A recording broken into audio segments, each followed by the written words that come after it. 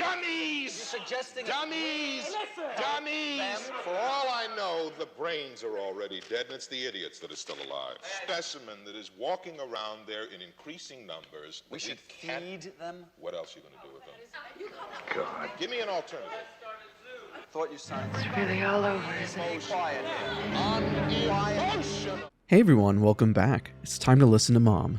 Today we're analyzing how the biggest problem in a zombie apocalypse is not actually the zombies, but an even bigger problem. First, together, can we be open that individuals' true colors always show in moments of high stress?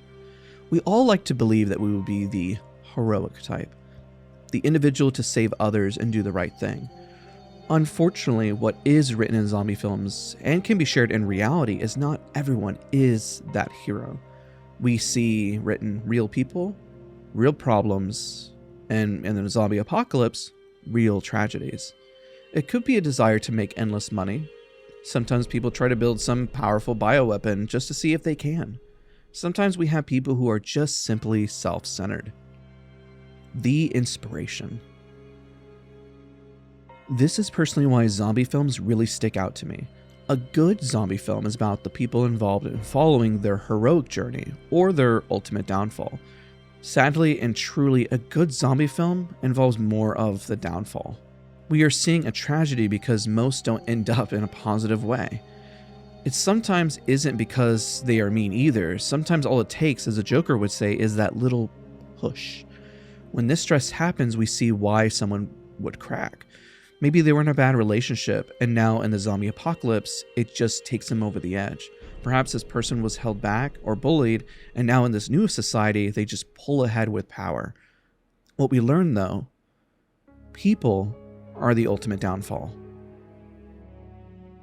As individuals hold up and look for safety, we see in multiple stories from 28 Days Later, Dawn of the Dead, or even The Walking Dead, all of them always end up with groups of people who ruin the shelter.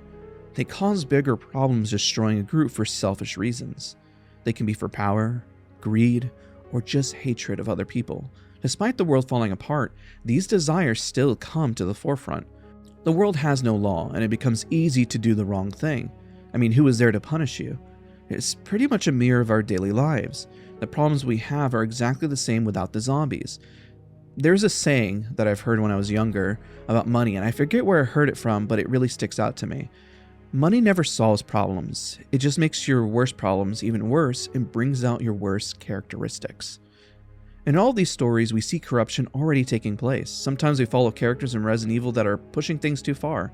A virus that gets out because of sheer greed, trying to sell to the highest bidder, or building bioweapons. Who would want such an outcome besides money? What is odd in each of these films is that what is the use of money in a world that is torn to shreds? That is one thing that never quite made sense to me. Let's further explain the examples we referenced. As an example, in Dawn of the Dead, we see how our team is held up in a mall. We literally have looters who ruin their place they call home. These individuals are greedy and don't care for anyone but their group. But also our main characters in the story refuse to give up their place of comfort easily. They fight back. It's a tribal instinct. Now, in the next example, in 28 Days Later, we have a group of soldiers who have been held up and nearly go insane knowing it's the end of times. Instead of living a life together, they lure others in hopes of finding a woman who can bluntly help repopulate. But it's done maliciously. Our group also fights back in the most primal ways, and even our lead hero goes into a basic instinct to save the ones he cares about. But it becomes literally a war against one another, not the infected. In fact, they use the infected against each other. The easiest example here is from Robert Kirkman, The Walking Dead. We're also going to even quote him and use him as an example. But in The Walking Dead, we always see a group held up together, but ultimately because of a debate or problem, it leads to a major mistake that would have been avoided. The walkers are not a problem until they let their guard down or people use the walkers against them, which is supposed to be their enemy. Now here's a quote from Robert Kirkman. To me, the best zombie movies aren't the splatterfest of gore and violence with goofy characters and tongue-in-cheek antics. Good zombie movies show us how messed up we are. They make us question our station in society, and our society's station in the world. They show us gore and violence and all that cool stuff too, but there's always an undercurrent of social commentary and thoughtfulness. Now with that quote, in these stories, the heroes usually die early because they tried to save someone, and one movie has stated that's all we have left are the bad people. That even in Dawn of the Dead, there is no room in hell. The dead will walk the earth. There's so many bad people, no matter what, it's our ultimate downfall. But even if it was done through some spiritual reason, we all know it all could have been avoided. Our own doing. Before the zombie apocalypse happens, it would be cynical to say, but also in every story it could have been avoided. Even as it's happening, it can be stopped. Sometimes in movies it can be quite comical how society just straight up fails. Other times it does better, and why the story thrives and becomes the cult classic zombie films we love today, because of that social commentary. Another selfish reason why a virus went out for money or power, we see this theme, a dangerous one that plays on people's worst instincts. Look at 28 Days Later, where this occurs due to bad experiment, and Resident Evil with poor precautions and bad people, but also Dawn of the Dead, where we just banded together. We could have just fight something bigger and we would have won.